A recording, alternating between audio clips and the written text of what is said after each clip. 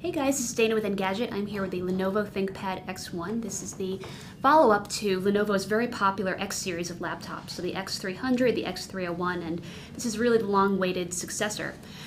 So I'm going to take you through a walkthrough of the design, and you'll see right away that there are some similarities to the previous X series notebooks, but also just ThinkPads throughout recent years. And Lenovo had a challenge of creating something that looks modern but that also has one foot in the company's heritage. So just closing the lid for a second, I'm going to give you a quick tour. The entire body has this really soft rubbery coating, and this should feel familiar to people who have handled X series notebooks before, but this time it coats every surface of the laptop, including the sides here.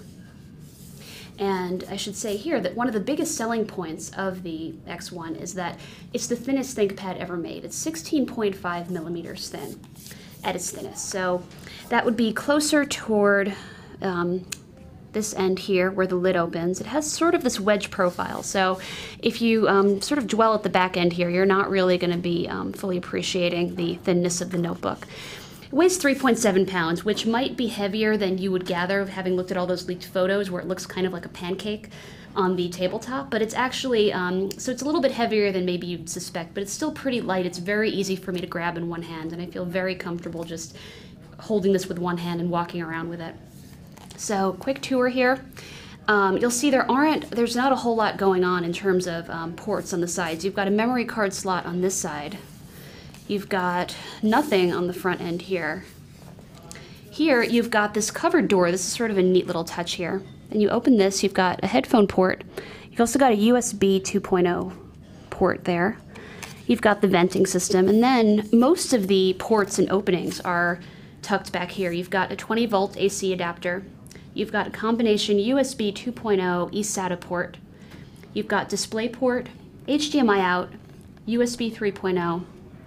You've got an Ethernet jack, and then under this little door here, I don't know if you noticed this, another little door, you've got a SIM card slot for optional 3G connectivity. And you've seen how thin the notebook is and can hopefully get a sense of how lightweight it is. So if you open it up here, you'll see that in many ways this looks like a traditional ThinkPad notebook, but it also is more modern than perhaps what you've seen over the past few years.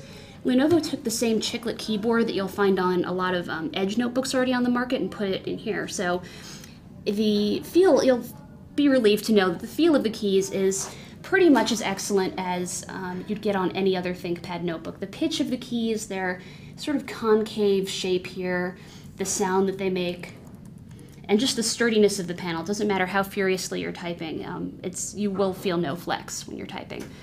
And of course, you've got this trademark red nub here. It's just, your finger will rest just very comfortably on it, and you've got these buttons to go with it.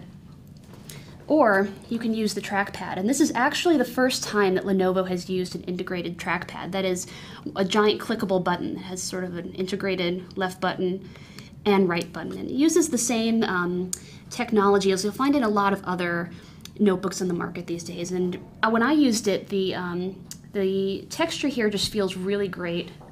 I don't know if you can hear it on video, but it makes this really satisfying low-pitched sound. Very quiet, not too clacky like you'll see with some other plastic touchpads. And for the most part, the two-fingered scrolling was very responsive. It doesn't mean that the touchpad was never wonky. The technology isn't perfect, but it's a much better implementation than we've seen on other notebooks. So just a quick tour of some other features on the chassis here. You've got a fingerprint reader tucked in discreetly over here. And you've got a lot of controls built into the side of the notebook, actually. These are controls that you might be used to seeing on the function keys. These include volume buttons and a mute button, and you've got the power button tucked up here. And it is refreshing, actually, to have hard physical keys for these things instead of pressing some sort of shortcut to get to them. So, a little bit of a note about the battery life. This has a standard 6-cell battery, and Lenovo says that it will last you 5.2 hours. In our test, which admittedly is kind of vigorous, the notebook lasted about 3.5 hours. And you can expand that with a slice battery. This will cost you an extra $150, and that Lenovo says will get you up to 10 hours. And we got 7, but again, the test is kind of vigorous. The neat thing is that it's pretty lightweight. You can see here that it has just a very thin profile. The one thing is that it has these kind of sharp teeth that connect it to the laptop. I'll show you the connectors here.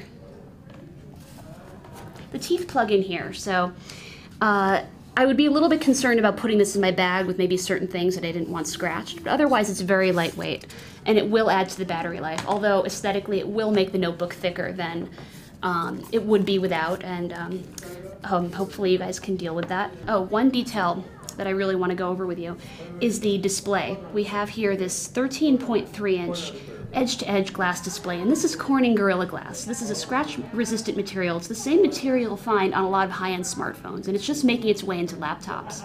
And it's a really good idea. It helps keep the notebook feeling durable. It already has this roll cage construction underneath the surface that you're looking at. It doesn't have a latch enclosure, as you can see, but it still feels very sturdy.